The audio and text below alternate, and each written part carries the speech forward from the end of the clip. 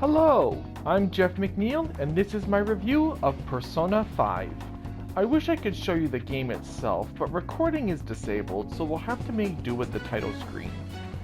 Taking on the role of an unnamed but not wholly silent high schooler, you find yourself transferring to both a new town and new school after being charged with violent assault.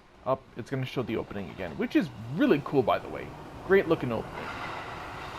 Now on probation, and with the law constantly hovering over your head, your attempts to lead an upstanding life quickly fall apart as you're swept into the metaverse, a strange, mirrored world driven by desire.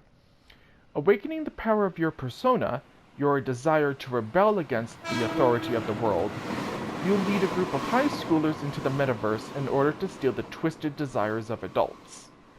Each of the game's chapters feels highly personal to the members of your team, and it's written very well. The different villains in particular come across as truly hateful in both the real world and the metaverse. Graphically, the game isn't a powerhouse. Characters aren't super detailed looking, and there is some pop-in, but the art style covers a lot of the little issues. Bright and colorful with a heavy emphasis on red and black. As you see here, the entire opening is basically red, black, and white. The game's various enemies and battle animations are quite stylish.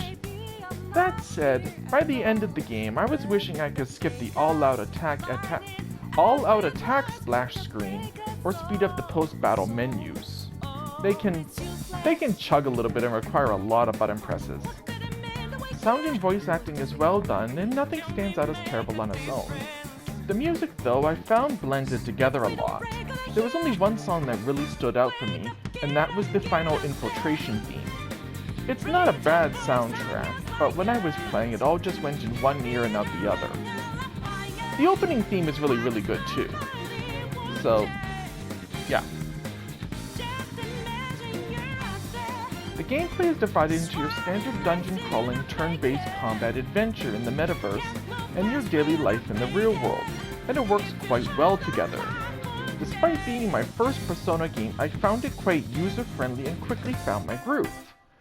Rather than feeling pressured to complete a palace before the time limit expired, I found more pressure to complete as many social events as possible.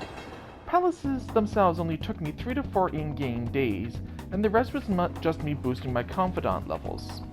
So you can have anywhere from like 18 days to 3 in-game weeks, and the palaces are long, but you can get through them really quick. This brings up one issue I had with the game, the massive downtime between dungeons and playable events. I swear there were more than one case where I simply wasn't allowed to do anything at all, except choose dialogue options and that mean absolutely nothing for well over an hour at a time. It got really frustrating. You can skip the dialogue, but then you skip the dialogue and you don't know what's going on. Each of the game's palaces are quite different in appearance, and each has a few gimmicks to set them apart from each other, yet in the end they all feel somewhat similar, long, mostly empty halls. I was also quite disappointed by the actual theft scenarios themselves. In the entire game, there is only one instance where your team is working together, distracting guards and stealing the treasure right out from under the bad guy's nose. Every other time you simply walk into the treasure room expecting to just walk out with it. You call yourselves the Phantom Thieves. You only act as Phantom Thieves once and a half, that half being a cutscene. Every other time is just like smash and grab. The game boasts a type of stealth mechanic allowing you to avoid patrolling enemies and unleash ambush attacks, but your ability to move or look around while in stealth is extremely limited. You can only see and move in the area in front of you. Even if an enemy is literally touching you, if they're behind you or to your side, you can't ambush them. Same with moving from cover to cover. You can only move in the areas in front of you, rather than behind or, to the side. You can sometimes get the side, but it depends on which angle you're positioned in, and I would have liked more freedom with that. In battle, you and 3 teammates of your choice take turns fighting a large variety of mythical monsters and legendary warriors. Battles are heavily based on elemental weaknesses, as the most efficient way to win battles is to knock every enemy down with their weakness and finish them off with an all-out attack. But this in itself grows quite old by the end of the game.